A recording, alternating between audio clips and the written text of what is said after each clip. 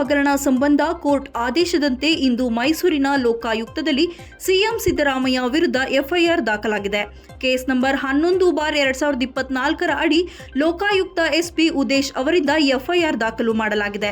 ಮೂಡಾ ಪ್ರಕರಣದಲ್ಲಿ CM Siddaramaiah A1 ಆರೋಪಿಯಾಗಿದ್ದರೆ CM ಪತ್ನಿ BN ಪಾರ್ವತಿ A2 ಆರೋಪಿಯಾಗಿದ್ದಾರೆ. ಸಿಎಂ ಸಿದ್ದರಾಮಯ್ಯ ಅವರ ಬಾಮೈದ ಮಲ್ಲಿಕಾರ್ಜುನ್ ಸ್ವಾಮಿ A3 ಹಾಗೂ ಭೂಮಿ ಮಾರಾಟ ಮಾಡಿದ ದೇವರಾಜು A4 ಆರೋಪಿ ಎಂದು ಎಫ್ಐಆರ್ನಲ್ಲಿ ಉಲ್ಲೇಖಿಸಲಾಗಿದೆ.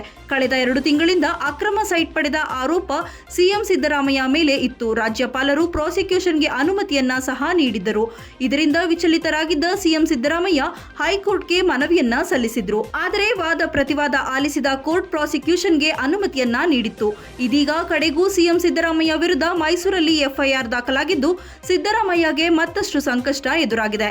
ಈಗಾಗಲೇ ಬಿಜೆಪಿ ಎಲ್ಲೆಡೆ ಪ್ರತಿಭಟನೆ ನಡೆಸ್ತಾ ಇದ್ದು ಸಿಎಂ ಸಿದ್ದರಾಮಯ್ಯ ಅವರ ರಾಜೀನಾಮೆಗೆ ಪಟ್ಟು ಹಿಡಿದಿದೆ.